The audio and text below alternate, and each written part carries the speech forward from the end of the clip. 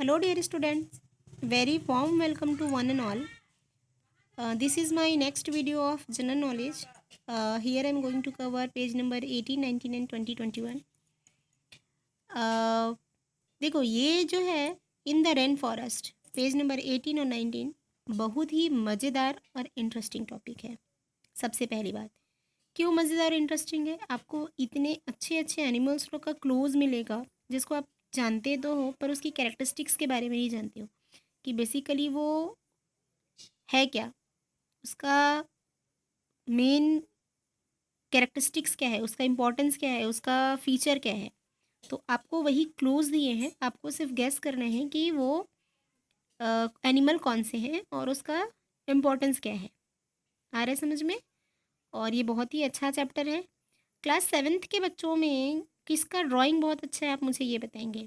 मैं चाहती हूँ कि आप लोग जो है इस जितना भी डायग्राम दिए हो उसमें से कोई एक डायग्राम अपने हिसाब से चूज़ करें, है ना। आई एम नॉट सेइंग कि आप पहला बनाओ, दूसरा बनाओ, तीसरा बनाओ, कोई भी एक, और उस डायग्राम को ड्रॉ करके आप मुझे व्हाट्सअप करेंगे इन ग्रुप। मैं भी तो जानना चाहूँगी कि मेरे बच्चों का डायग्राम कितना अच्छा है। एंड आई नो कि आप लोग बहुत अच्छा ड्राइंग करते हो।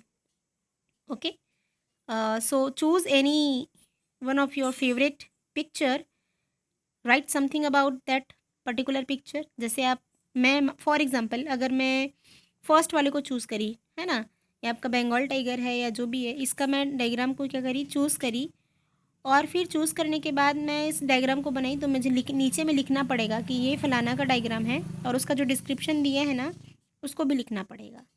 आ रहा है समझ में क्या बोलना चाह रही हूँ? जैसे सपोज़ मैं 4th नंबर को चूज़ करी, ये एनाकोंडा का डायग्राम है, तो यहाँ पे लिखूँगी, मैं डायग्राम बनाऊँगी, उसके बाद नीचे लिखूँगी एनाकोंडा और उसके बाद में लिखूँगी ब्रैकेट में this is the largest snake of the world, ऐसा। ठीक है, ये तो जब आप भरोगे तो आपको पता चल ही जाएगा कि कौन सा किसका डायग्राम है करके, आंसर तो पीछे गिवन ही है। ओके बेटा, तो ये आपको करना है। आ रहा है समझ में? तो चलो पढ़े फिर हम लोग। ये आपके जो क्या है, रेन फॉरेस्ट एरियाज़ में पाए जाने वाले जानवर हैं या एनिमल्स हैं जिनका क्लूज़ हमको दिया और उसको हमको करेक्ट लेटर बॉक्स में भरना है। मैंने सिर्फ बगल में लिख दिया। अगर आपको ये ABCD लिखने पसंद नहीं ना तो आप मेरे जैसे ही क्या करोगे, बगल में सीधे आंसर को लिखते जाओगे। This is the better way to learn something और टू राइट द आंसर्स, है ना। Don't write ABC and all, ठीक है। Write the answer just after the question, है ना, इन योर बुक।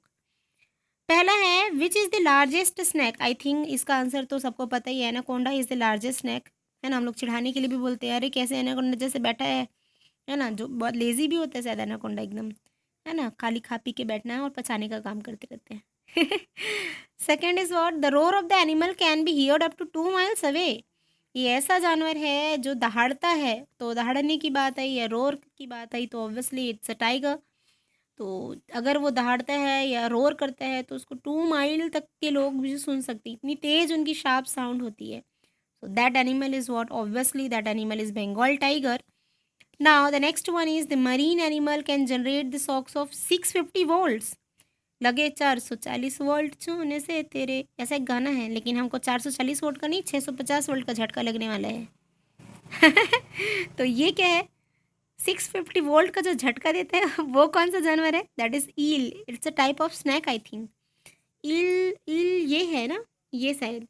तो अगर ये आपको काटेगा या मे बी टच करेगा तो आपको शॉक लगेगा। 650 वोल्ट का, उतने में तो हम निपट लेंगे, है ना। तो ये झटका देता है ना, 440 वोल्ट का नहीं, 650 वोल्ट का।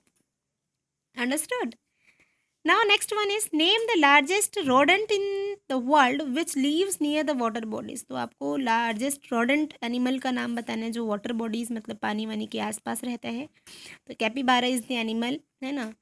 ऐसे ही आपको बहुत सारे क्लूज दिए, इसको आपको फाइंड आउट करना है। आई थिंक मुझे सब एक एक क्वेश्चन पढ़ने का ज़रूरत नहीं है, आप लोग काफ़ी बड़े हैं, 7th में हैं, आप समझ जाएंगे, ठीक है। अगर आपको कुछ समझ में नहीं आता है तो आप मुझे मैसेज करके पूछ सकते हैं, बट आई थिंक ऐसा कुछ कॉम्प्लिकेटेड नहीं है इसमें क्लूज़ और आंसर्स, क्योंकि आपके ऑप्शंस तो आपके गिवन है, उसी से ही आपको, ये देखो ये आपको ऑप्शंस गिवन है, इसी से छाट के आपको इसमें भरना है, ठीक है। And I think you have answer key also, you can refer the answer key for your reference purpose only. अगर आपको आंसर पता है तो कॉन्फिडेंटली आप भरें, अगर आपको डाउट है तो आप एक बार भरने से पहले आपके आंसर की को रेफ़र कर लें। Okay dear. हाँ, और अगर कोई पुरानी बुक कंसिस्ट करके रखा है ना, या कोई पुरानी बुक किसी से लिया है, तो आप पुरानी बुक वाले को चेक करें कि वो सही भरे हैं कि नहीं। कभी कभी क्या होता है, पुरानी बुक वाले में भी भरते भरते टाइम हम लोग कभी गलत भर लेते हैं, और वो बाई चांस अगर मेरे से टिक भी हो गया होगा और गलत भराया होगा तो प्लीज़ डोंट माइंड, आप उसको करेक्ट कर लेंगे आंसर चेक करके। ओके। जैसे एक ऑप्शन और है, the monkey's tail is longer than its body. ऐसा मंकी है जिसका जो बॉडी जितना बड़ा है उससे ज़्यादा बड़ा उसका पूंछ होता है, तो ये कौन सा मंकी है? That is a spider monkey. ठीक है, तो ऐसे कुछ क्लूज़ मैं आपको यहाँ पे भर के बता दी हूँ, है ना। मैं पूरे को फिल नहीं करी जानबूझ के, क्योंकि ये आपका काम है। जैसे एक है, the largest flightless bird with large body, coloured feather and the huge crest. तो एक ऐसा कौन सा बर्ड है, बर्ड के बारे में बोल रहे हैं जिसकी बॉडी बहुत लार्ज है ना। फीदर मतलब पंख भी बहुत बड़े हैं, तो आपको ऐसा कैसोवरी एक बर्ड है जिसके बारे में आपको बताया है। ठीक है, it's a flightless bird basically. They are thought to be most intelligent animal. ऐसा कौन सा जानवर है जो बहुत इंटेलिजेंट होता है? Which to the planet after the humans, जिसको बोलते हैं कि ह्यूमन के बाद जो सबसे इंटेलिजेंट जानवर होते हैं या एनिमल होते हैं, वो कौन सा है? चिंपैंजी, है ना। Chimpanzee is the most intelligent animal of the world और of the planet after the human. Human के बाद, क्योंकि वी आर ऑल्सो एनिमल ना, we are also an animal. तो हम लोग के बाद जो ज़्यादा इंटेलिजेंट है वो है चिंपैंजी, है ना। ना जैसे कि और इसमें जैसे मैं एक लिखी हूँ, it is the smallest rain forest bird with a fast sharp sound. एक ऐसा बर्ड जो बहुत ही तेज या शार्प साउंड करता है, ची ऐसे करके जैसे चिड़िया चहकती है ना, वैसी टाइप का। जेनॉप इज द बर्ड जो बहुत ही शार्प साउंड करती है। ठीक, ये क्लूज हैं आपको, इसको आपको भरना है। ठीक, आई होप कि आपको समझ आ गया होगा। Now next topic is what? Sports to watch. I think everyone likes to watch movies sports, है ना। बहुत लोगों को तो क्रिकेट ही पसंद है। तो यहाँ पे क्रिकेट के बारे में नहीं, यहाँ पे कुछ डिफरेंट स्पोर्ट्स के बारे में दिए हैं, आपको उसको गैस करना है। Some sports not require great stamina and skill but also very usually appealing. This sports are also called the aesthetic sport. कुछ स्पोर्ट्स में हमको कुछ खास या ज़्यादा स्टैमिना या स्किल की ज़रूरत नहीं पड़ती है, उस टाइप के स्पोर्ट्स को क्या बोलते हैं, है ना। ये अपीलिंग के ऊपर डिपेंड करता है, तो इस टाइप के स्पोर्ट्स को बोलते हैं एस्थेटिक स्पोर्ट्स। एस्थेटिक स्पोर्ट्स, थोड़ा प्रोनाउंसिएशन डिफ़िकल्ट है। तो इस स्पोर्ट्स को आपको पहचानना है ना। ये कौन से स्पोर्ट्स हैं, ये जैसे आपके ओलंपिक वगैरह होते हैं ना, तो उस वगैरह उसमें भी शायद ये दिखाता है। मैं देखी थी ऐसा जिम्नास्टिक करते करते, ये ऐसा वाला जिम्नास्टिक, वो रिबन को इतने पता है ये जो है ना, ये इसको मैं टीवी वगैरह में देखी हूँ, रिबन को इतने स्मूथली वो अपनी बॉडी पे रोटेट करके मतलब वो लेके आती है, जाता है, बहुत सारे एक्शंस करते हैं रिबन के साथ, और वो फंसता नहीं है उसकी बॉडी में, मतलब बहुत ही नीट एंड क्लीन, और ये बहुत ब्यूटीफुल भी दिखाई देता है। तो ये कौन कौन सा टाइप का आपको स्पोर्ट्स है, ये एक सब गेम है मालूम ना, तो ये कौन कौन सा स्पोर्ट्स है आपको बताना है। जैसे यहाँ पे लिखा है इंडिविजुअल, डुओज और ग्रुप, ये ऐसा स्पोर्ट्स है जिसको इंडिविजुअल, डुओ या ग्रुप में भी खेल सकते हैं। And a figure sketch on ice, ये आपका जो आपकी बॉडी है उसको आइस में क्या करना था, स्केटिंग करना पड़ता है। स्केटिंग पता है ना? आई थिंक स्केटिंग तो सबको पता ही होगा, है ना। कुछ वो स्केटिंग शूज़ आते हैं, उसको पहन के नीचे में चक्का लगे रहते हैं, है ना। तो उसको पहन के हमको क्या करना रहता है, अपने आप को बैलेंस करना पड़ता है। तो कुछ स्केटिंग शूज़ हैं, उसको पहन के अपने आप को बैलेंस करना है ऑन दी आइस। ये आपको डायग्राम भी दिया है। तो ये कौन सा टाइप का स्केटिंग है ये आपको बताना है। तो इसको बोलते हैं फिगर स्केटिंग, मतलब you are balancing yourself on ice, है ना। एक आइस में, या एक आइस नहीं बोलना चाहिए, एक ग्राउंड में आप अपने आप को बैलेंस कर रहे हो, है ना, स्केटिंग करते हुए, है ना। और एक आपका एक और एग्जांपल इसमें दिया है, the swimmers perform the synchronised moves in water accompanied by music.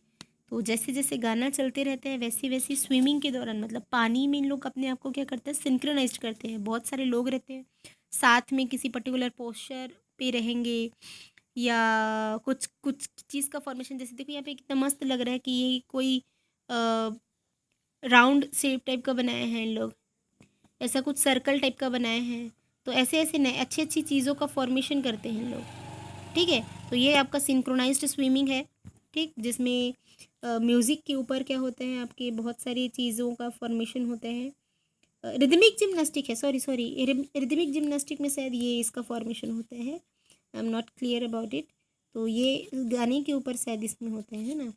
और ऐसी एक जिम्नास्टिक है जिसमें डांस टाइप का फॉर्म होता है। ये dance is gymnastic perform is usually hope ribbon, sorry, ये आपका सिंक्रोनाइज्ड स्विमिंग है और ये आपका रिदमिक जिम्नास्टिक है। स्विमिंग है ना, ये पानी के ऊपर ये लोग, मतलब गर्ल्स है या बॉयज़ हैं जो भी हैं, ये लोग क्या करते हैं, ऐसा कुछ पोस्चर क्रिएट करते हैं। ये रिदमिक जिम्नास्टिक है जिसमें कोई एक लड़की हुप के साथ, रिबन के साथ क्या करती है, अपने आप को बैलेंस करती है। ये मैं देखी थी, मेरे को बहुत मस्त अच्छा लगा था, मतलब काफ़ी इंटरेस्टिंग लगा था ये। बाकी ये भी मैं देखी हूँ शायद, इसका बहुत सारा वीडियोज़ वगैरह भी आता है ना व्हाट्सअप वगैरह में, आप कभी देखे होगे फेसबुक या व्हाट्सअप स्क्रॉल करते हुए, ऐसा है कपल्स लोग भी ऐसा आइस के ऊपर स्केट करते हैं, उस पर गाना वाना चलते रहते हैं, देखे हो? मैं ऐसी व्हाट्सएप या किसी में देखी थी, ये भी बड़ा इंटरेस्टिंग लगा था। ये तो अभी तक नहीं देखी, टीवी वगैरह में नहीं देखी, पर ये दो मैं देखी हूँ, बड़ा अच्छा, मतलब ऐसा लगता है कि बहुत इजी है पर बहुत टफ होता है बेसिकली।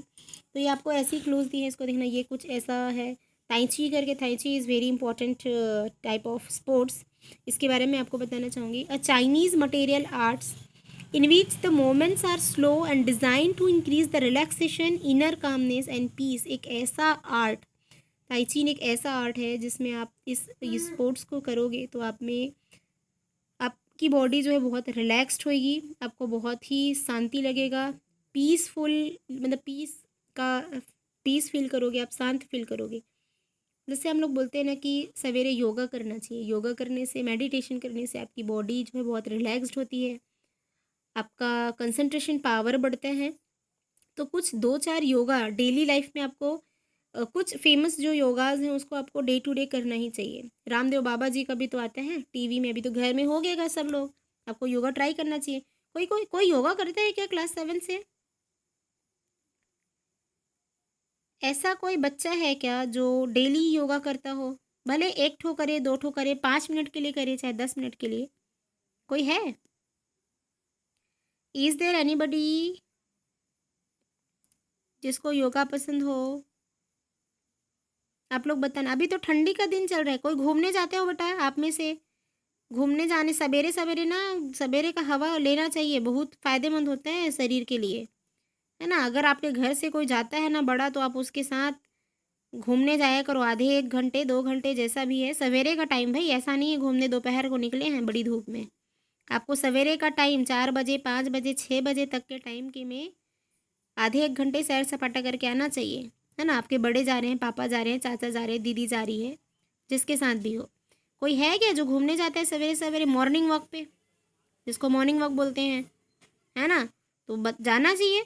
अगर मॉर्निंग वॉक में नहीं जाते हो, सवेरे उठते हो, तो उठ के कम से कम आधे घंटे योगा करना चाहिए, है ना। तो अगर कोई करता है तो नाम बताना, तो मैं भी तो देखूँ कौन सा योगा करते हो, बताना, और कौन सा योगा करते हो वो भी बताना, है ना। मैं भी ट्राई करूँगी थोड़ा सा, ताकि मैं भी थोड़ा कंसंट्रेशन पावर बढ़ाऊँ कि नहीं, ठीक है कि नहीं भाई, है ना। तो आपको इसको बताना है कौन कौन सा स्पोर्ट्स है, ठीक।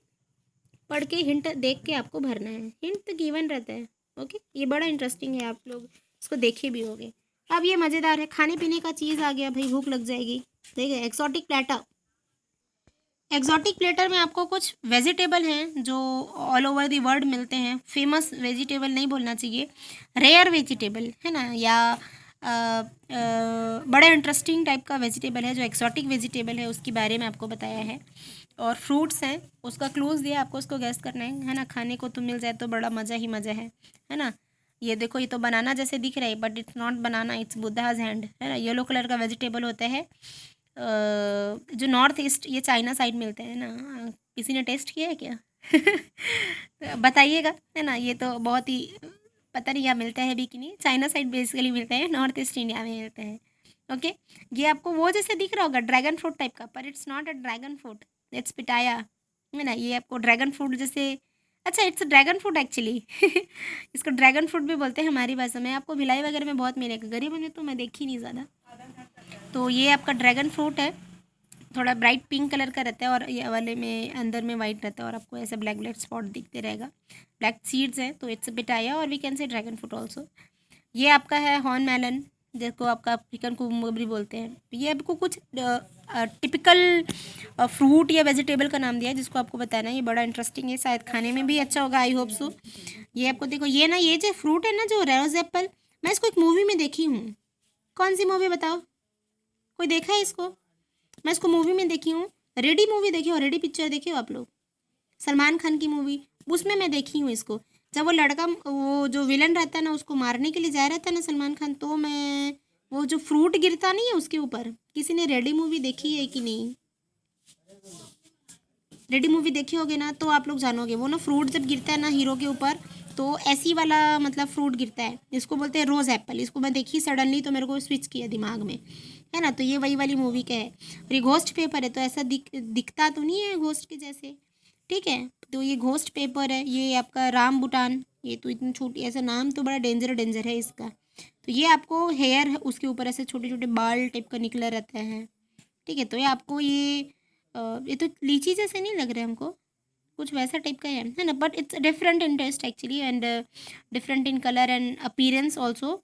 जैसे ये आपको बनाना जैसे दिख रहा है बट इट्स नॉट बनाना, है ना। तो ये आपका अपीरियंस में थोड़ा सा लगेगा अलग और टेस्ट में भी आई थिंक अलग होगा। मैंने अभी तक एक भी जो इसमें से है उसको टेस्ट नहीं किया, इवन मैंने ड्रैगन फ्रूट भी टेस्ट नहीं किया है। आप लोग में से कोई ना कोई ने ड्रैगन फ्रूट को टेस्ट किया होगा, क्योंकि ये हमको अवेलेबल है। बाकी तो आई डोंट थिंक सो कि इन्हें भी यहाँ इधर अवेलेबल होगा छत्तीसगढ़ में। बट लेट्स सी, ये बहुत ही अच्छा था। आप लोग को पेज नंबर 21 तक आपको जो बुक है जीके की वो कंप्लीट करनी है। आई होप आपको अच्छा लगा हो। जो होमवर्क दी हूँ उसको आपको करना है। And bye, enjoy your day class, have a nice day.